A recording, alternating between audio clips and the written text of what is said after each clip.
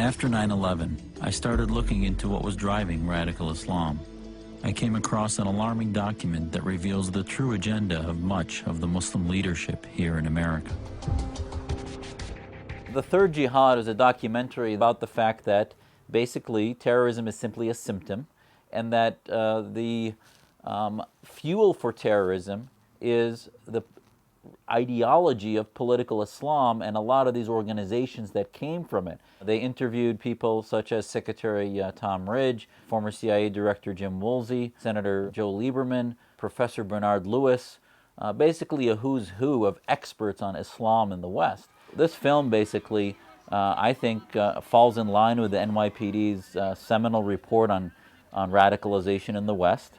And the NYPD, in addition to many other police forces and counterterrorism specialists, have used it in many ways for educational purposes. It's an entire movement, and the idea of it is hatred for our way of life. Well, first we received reports from a Muslim police officer and then a non-Muslim police officer who had seen the film. They were so offended that they felt the need to come forward about it. Police department said, oh, it was shown one time, it was an accident, it's a crazy movie. Mind you, Ray Kelly is in the film. He has an interview in the film. He said, we had nothing to do with the production of the film. Don't worry about it. They were very dismissive. Our nightmare scenario is a nuclear detonation. The NYPD leadership, I think at the time, Commissioner Kelly, then tried to minimize the exposure and said only a few officers saw it.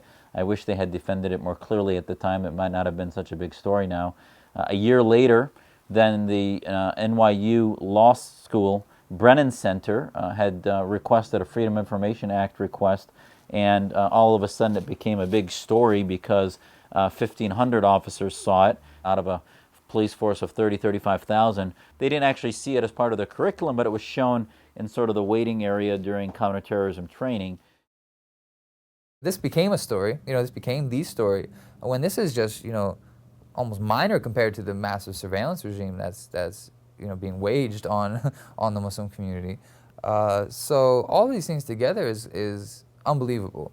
And slowly we saw a crescendo of attacks on one of the most successful, if not the most successful, counterterrorism forces in the country, and the NYPD.